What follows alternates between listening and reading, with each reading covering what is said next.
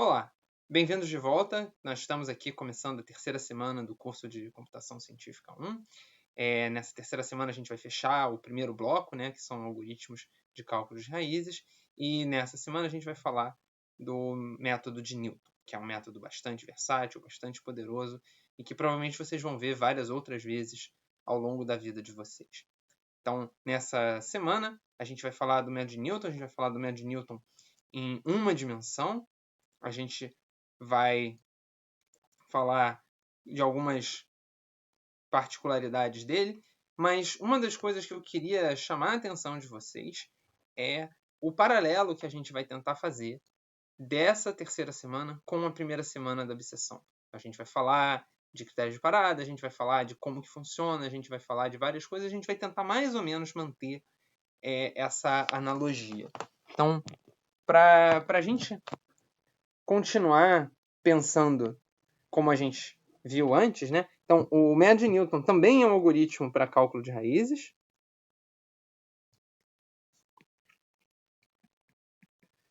E a diferença é que ele funciona para funções deriváveis. Então, ele não é tão geral quanto o método da abscissão, que precisa de apenas uma função contínua, então a função derivável também é contínua, então ele é menos geral do que a abscissão.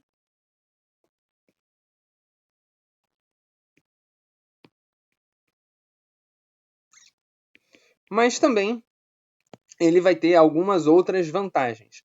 Então, de novo, comparando com a abscissão, ele não precisa de dois pontos iniciais com sinais opostos, ele só precisa de um ponto inicial.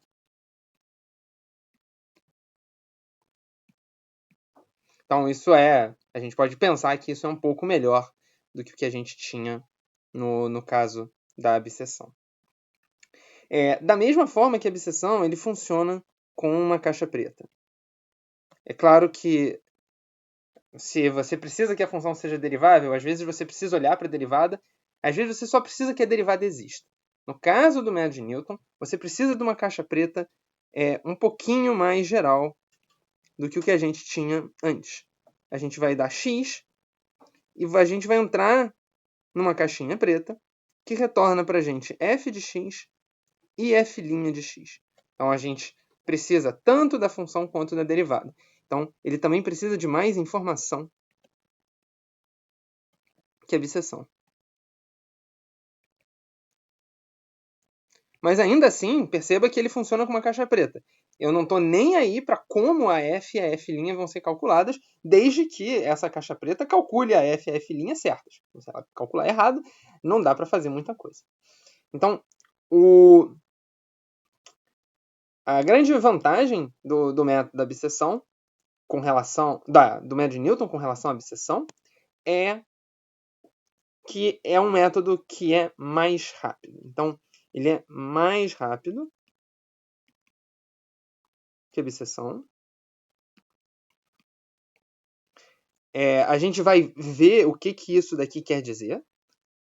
E eu vou botar um asteriscozinho aqui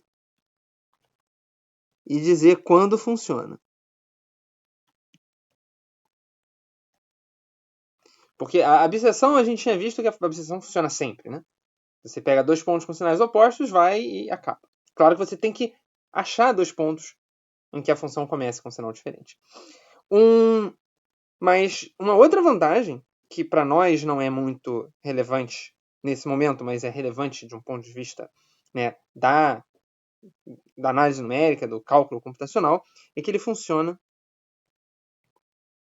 em qualquer dimensão.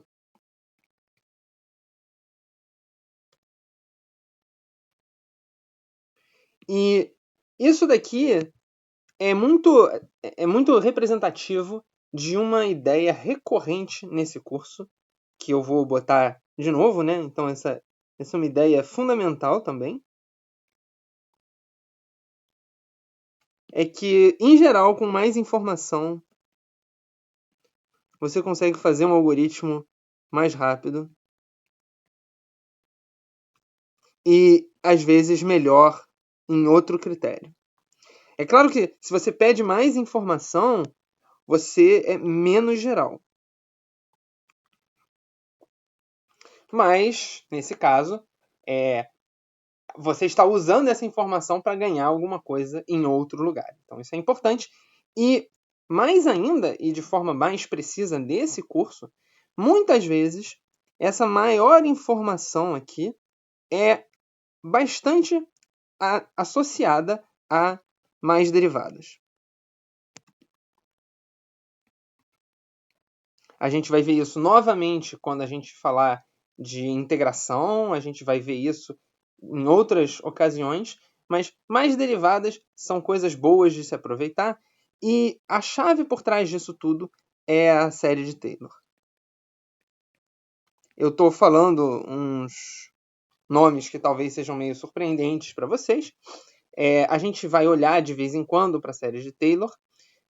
Se vocês não sabem, não se preocupe, a gente vai falar o básico do que se precisa saber da série de Taylor nesse curso daqui a pouco. Mas eu queria, né, deixar bastante claro já desde esse iniciozinho, né, que essa é outra ideia bastante comum e que eu acho que é uma ideia importante do curso, né?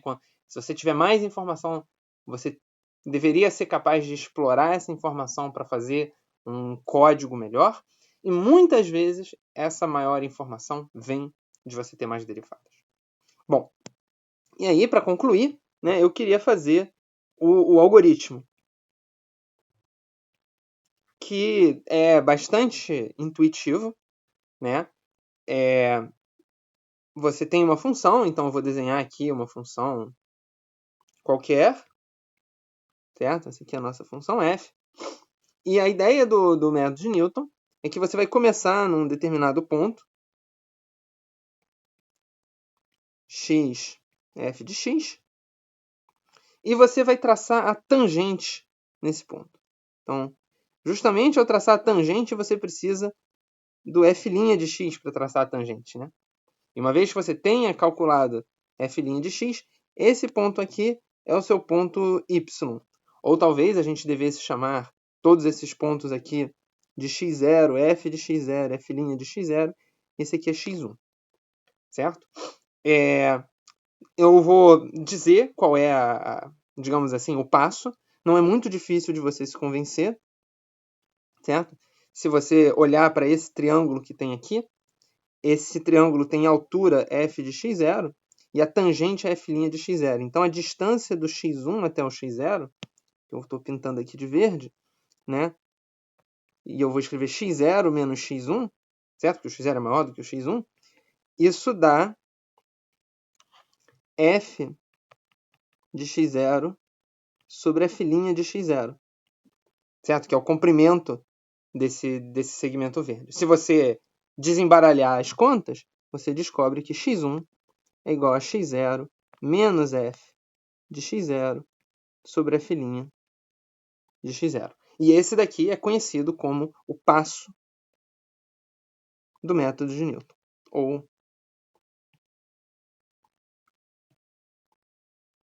ou apenas o passo de Newton, quando você já está suficientemente íntimo com essa circunstância. Então, isso daqui é uma rápida introdução a como o método de Newton funciona para achar raízes, certo? Você faz um passo e depois você vai repetindo isso para achar o x2, x3, sempre subindo na curva e tirando tangente. Na nossa próxima parte, a gente vai de novo ver alguns exemplos do método de Newton funcionando para calcular raízes de funções. É isso.